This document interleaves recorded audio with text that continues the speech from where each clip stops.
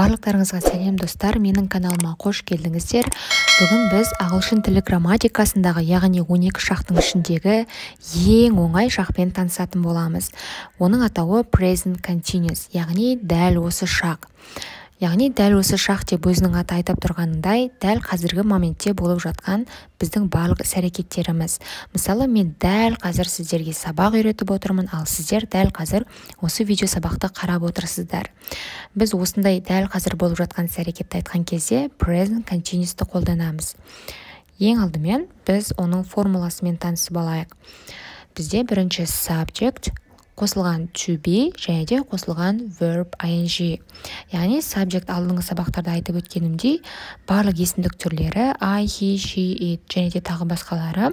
Ал to be деген бізде барлығымыз білеміз, ағылшын тілінде тек қана 3 to be түрі бар: am, is, are.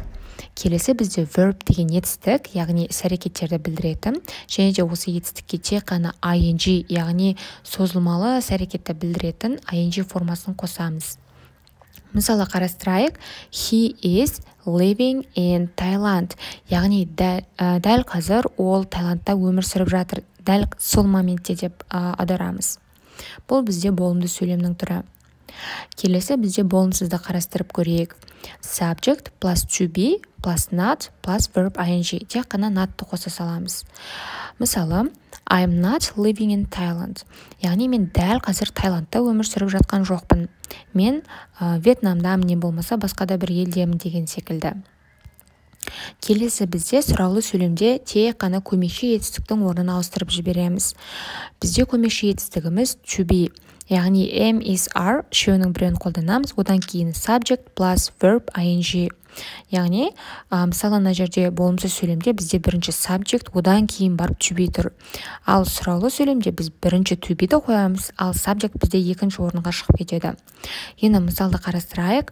Are they living in Thailand? Яғни олар дәл қазір Таиландта өмір сүріп жатыр ма? Деп жаңадай сұраған кезде осылай қолдансақ болады. Енді біз формуласымен танысып шықтық, ал енді қандай жағдайларда қолданатынымызға келсек. Біріншіден, уақытша іс-әрекеттерге. Мысалы, I'm studying really hard right now. Яғни мен дәл қазір өте қатты оқып жатырмын. Яғни дәл қазір ол тек қана уақытша іс-әрекетті, кейін сол қатты оқығанның қиналып оққан жемісін көремін деген секілді. Сондай мағынада айтылып жатыр. Келесі бізде дәл қазіргі іс-әрекеттерге, яғни оны сабақтың басында да айтып өттік, дәл қазір болып жатқан. Мысалы, I'm waiting for my friends. Мен дәл қазір достарымды күтіп отырмын деген секілді. Келесі бізде трендтерге, не болмаса өзгермелі іс-әрекеттерге.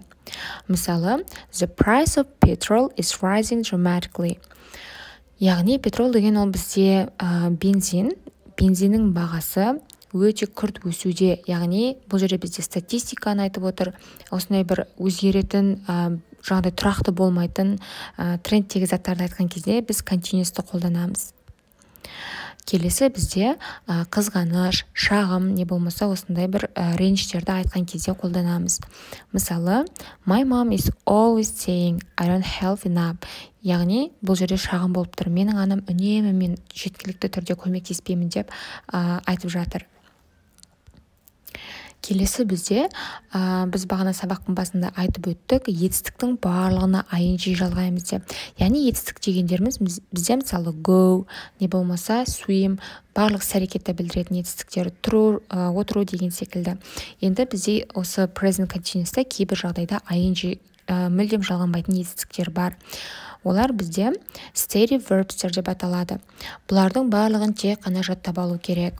Мысалы, thoughts, яғни ойлар туралы айтылған етістіктерге agree, assume, believe, forget, hope, regret, remember, suppose, не болмаса understand. Осыларды айтқан кезде біз ешқандай да ing жалғамаймыз. Бұларды тек қана біз present simple'да қолданамыз.